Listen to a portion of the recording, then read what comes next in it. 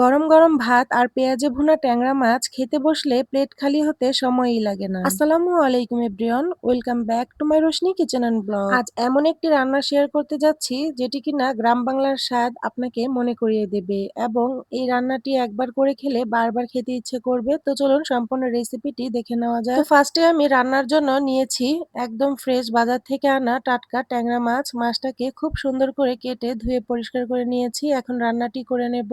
তাই চুলায় একটি প্যান বসিয়ে দিলাম, দিয়ে দিচ্ছি রান্নার রেগুলার তেল পরিমাণ মতো, আর দিয়ে দিচ্ছি আগে থেকে কেটে রাখা 1 কাপ পরিমাণ পেঁয়াজ কুচি, কয়েকটা কাঁচামরিচ ফালি করে, দিয়ে দিচ্ছি স্বাদ মতো লবণ 1 চা চামচ। এখন নেড়েচেড়ে পেঁয়াজটাকে নরম করে ভেজে নেব। লবণটা দেওয়ার ফলে পেঁয়াজটা নরম হয়ে যায়, ভেজে নিতে দ্রুত হয়। আপনারা চাইলে লবণটা পরেও দিতে পারেন। তো পেঁয়াজটা এই পর্যায়ে নরম হয়ে ভেজে এসেছে, দিয়ে দিলাম আদা রসুনের পেস্ট 2 চা চামচ, জিরার পেস্ট 1 চা চামচ। মশলাটাকেও পেঁয়াজের সাথে ভেজে নিব। পেঁয়াজটাকে এখন গোল্ডেন ব্রাউন করে ভেজে নিব, এতে করে আদা রসুনের কাঁচা গন্ধটা চলে যাবে।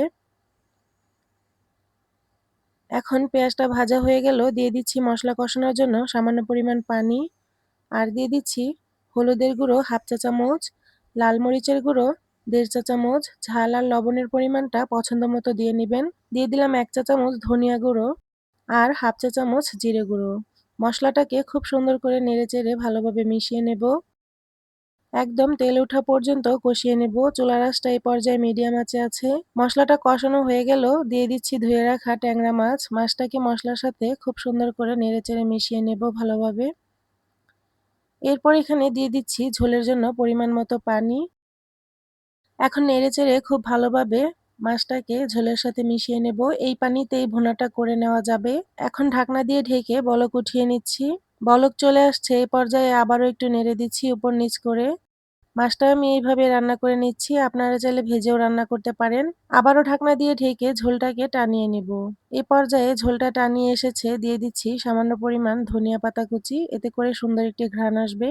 এখন আরেকটু নেড়েচেড়ে মিশিয়ে নামিয়ে নিলে হয়ে গেল আমাদের সুস্বাদু ও মজাদার গরম ভাতের সেরা সঙ্গী পারফেক্ট একটি ট্যাংরা মাছ ভুনা। এইভাবে বাসায় একবার ট্যাংরা মাছটি ভুনা করে দেখতে পারেন, ইনশাআল্লাহ অনেক ভালো লাগবে। যাকেই খাওয়াবেন আপনার প্রশংসা করবে, দ্বিতীয়বার এই রেসিপিটি আপনার কাছে খাওয়ার আবদার করবে। তো আজকের রেসিপি কেমন লাগলো আপনাদের কাছে অবশ্যই কমেন্টে জানাবেন। লাইক দিতে ভুলবেন না। প্লিজ ভিডিওটি শেয়ার করে চ্যানেলটি সাবস্ক্রাইব করে পাশেই থাকবেন। আজকের মতো এখানেই বিদায় নিচ্ছি। আল্লাহর রহমতে সবাই সুস্থ ও ভালো থাকুন। আল্লাহ হাফেজ।